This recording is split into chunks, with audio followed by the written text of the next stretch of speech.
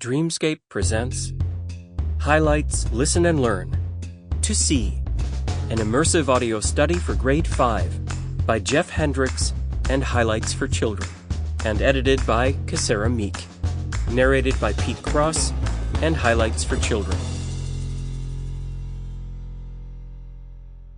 To See, a comprehensive audio study for Grade 5.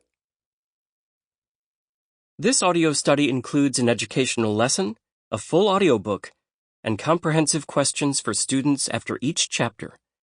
At the end of the story, we'll reveal the answers to all of the questions.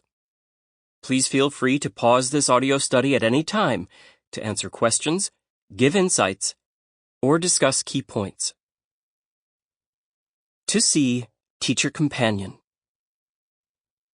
Based on the real-life events of the Spanish fleet commanded by Ferdinand Magellan in the early 1500s, this story follows the adventures of Juan de Zubileta, a young boy who serves as a page aboard one of the ships. As the voyage progresses, the crew experiences many hardships. At one point, Magellan asks Juan's advice about whether or not to end the expedition and return home. Before we dive into this audiobook, let's discuss some of the comprehension and listening skills we are going to use throughout the story. In this lesson, we are going to be focusing on setting, point of view, and key vocabulary words. Let's start with setting. Good readers and listeners identify the setting of the story as they listen or read. The setting of a story is when and where the story takes place.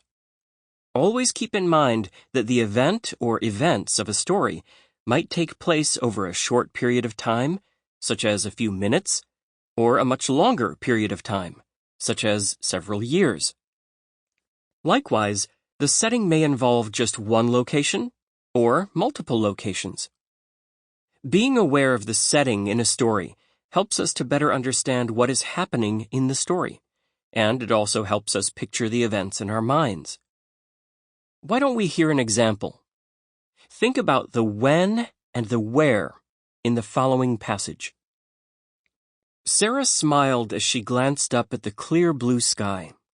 It was late afternoon, and she had been looking forward to this all day long. After pulling on her snorkel and mask, she ducked under the sparkling blue water.